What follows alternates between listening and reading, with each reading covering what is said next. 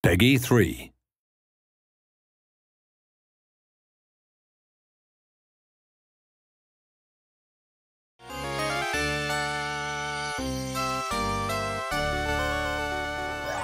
When I was thinking about what people remember fondly about the game, at the time I think it was enjoying the thrills and getting the timing right when they played it. I think enjoying the game world and experiencing the fantasy world of Disney were a big part of it too.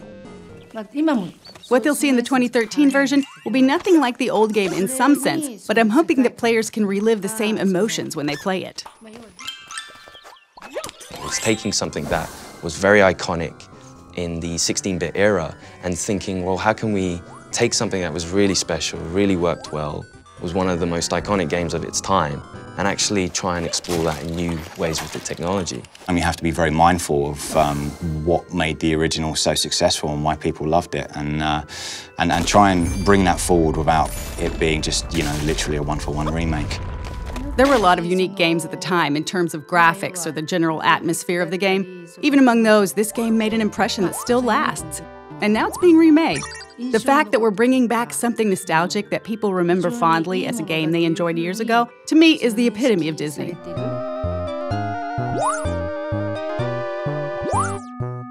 The original game, it just had a lot going for it. I think even the name Castle of Illusion was something cool, straight away Castle of Illusion says, oh, what's that? Oh, what's inside that castle? And then you've got Mickey Mouse, biggest character in the world, so straight away you're like, oh, that's awesome, we're going to play Mickey Mouse through this Castle of Illusion. And it innovated on all levels, camera, control, platforming, and I think the core gamers absolutely loved it.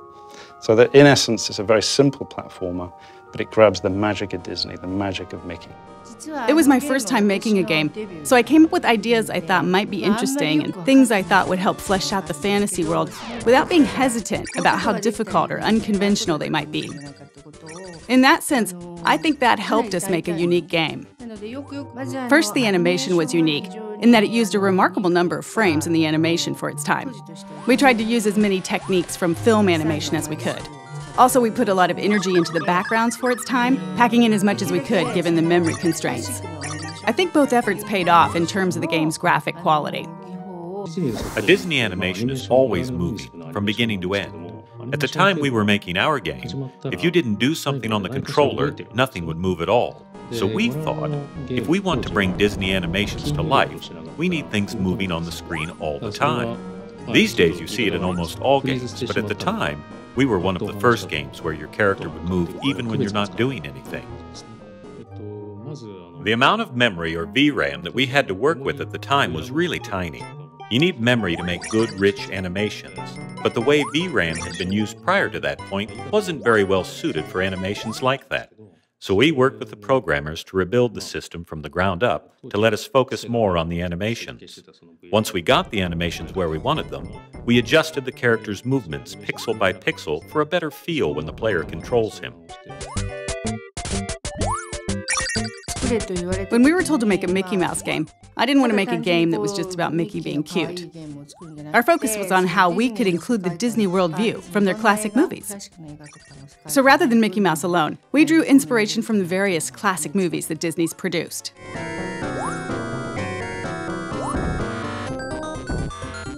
Games at the time were 8-bit or 16-bit, so there wasn't really a lot of room to work with. Most people in the industry weren't putting a lot of work into graphics or creating animations that conveyed a lot of character emotion. When we watched Disney movies and Mickey, it seemed like such a waste to take the fluid animations and beautiful backgrounds and turn them into pixelated graphics. So I think we put a lot more work into the graphics than any other title at the time. When we were making the Dragon Boss for the Candy stage, we couldn't figure out what to use for the dragon's body. Someone from Sega's US office sent us some licorice as a suggestion. Most of the team hated it, but I couldn't stop eating it. I was holding one of the hollow ones in my mouth and breathing through it like a straw as I worked, and ended up filling the whole room with the smell. When we were working on this game, I was focused on animations and recreating the world of Disney, and now, modern technology can deliver Disney visuals directly and cinematically rather than via blocky pixel graphics. The new game will be able to recreate the world of Disney movies on a level that we weren't able to reach. The world the game creates, and the game itself as well, will be that much closer to the world you see in the movies. People will be able to enjoy that as they play. The original game had this, and it's there in the remake as well. The essence of Disney, a positive world of dreams, peace, and imagination.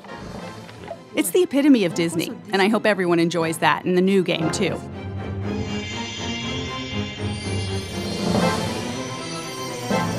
We're very fortunate to be still working with the original producer of the game. I don't think many other studios have ever had that opportunity. Sega actually approached us about this a number of times, so I've seen prototypes and ideas from other developers as well. But with SSA's prototype, it took me back to when I was working on the original game. It reminded me of things I was feeling at the time, or what was going through my head as I was working on it. That's a wonderful thing, and it made me really want to work with them. The prototype we delivered was actually to be presented to the producer of the original game. There is nothing like that as a goal to motivate a team and then to fly a lot of that team over to Japan and present live. I myself was quite nervous. I've heard that the producer was very tough, very talented. She did the original game. We were there in the meeting, everything was quiet. She walks in, everybody's very nervous. It went phenomenally well. She was happy, she was laughing, she enjoyed what we did to Mickey. For us to change the mechanics, we have to be very cautious. We can't steer too far away from the feel of Mickey, and we can't go too retro, because there were technology constraints in those days on what you could do with Mickey.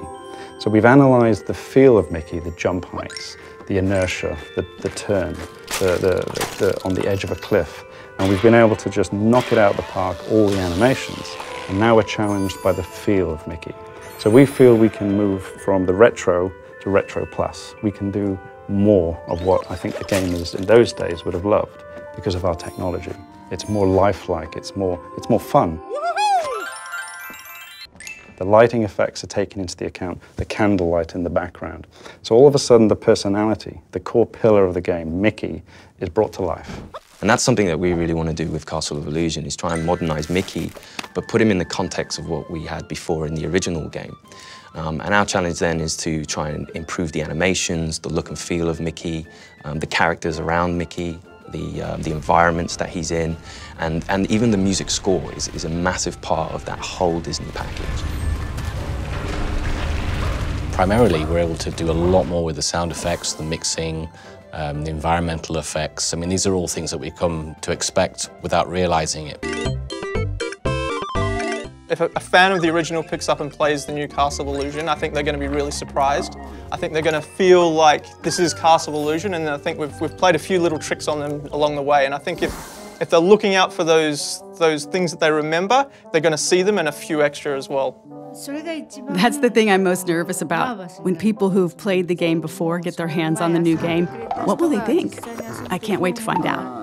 It's expressed in a completely different way, but the essence is the same. So I hope the enjoyment they experience from it is the same.